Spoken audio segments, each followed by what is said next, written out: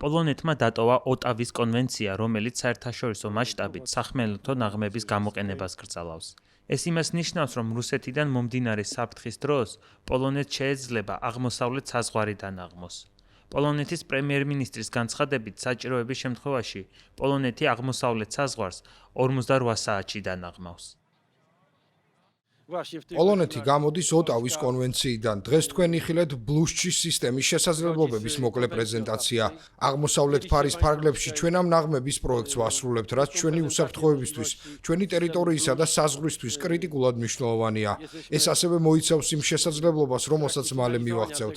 საფრთხის შემთხვევაში პოლონეთის საზღვრის 48 საათში დანაღმა შეეძლება. არ დავიწყებ იმაზე საუბარს, თუ რამხელა ტექნოლოგიური ნახტომია ეს, თუმცა კიდევ უფრო მნიშვნელოვანია უსაფრთხო მომავლისთვის. გასულ წელს პოლონეთი შეუერთდა უკრაინას, ფინეთსა და ბალტიისპირეთის სამ სახელმწიფოს, ესტონეთს, ლიეტუვასა და ლატვიას და ოტავის კონვენციის დატოვების შესახებ გამოაცხადა. თითოეული ეს ქვეყანა რუსეთთან იყოფს საზღვარს.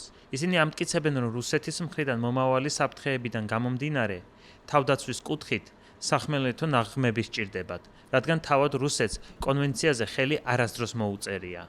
ოტავის კონვენცია 1997 წელს შეიქმნა და მისი მიზანი სახმელეთო ნაღმების აკრძალვაა, რადგან ისინი საფრთხეს უქმნის არა მხოლოდ სამხედროებს, არამედ მშვიდობიან მოსახლეობასაც. კონვენცია ქვეით საწინააღმდეგო ნაღმების გამოყენებას კრძალავს, რომელთა დეტონაციისთვის მცირე წონაც საკმარისია. სხვადასხვა კონფლიქტის დროს ნაღმის აფეთქებისას ათასობით მშვიდობიანი მოქალაქე დაღუპულა და დაზარალებულა. ოტავის კონვენცია არ ეხება სხვა სახმელეთო ნაღმებს, რომელთა ამოქმედებისთვისაც დიდი წონაა საჭირო. პოლონეთი ოტავის კონვენციას 2012 წელს შეუერთდა.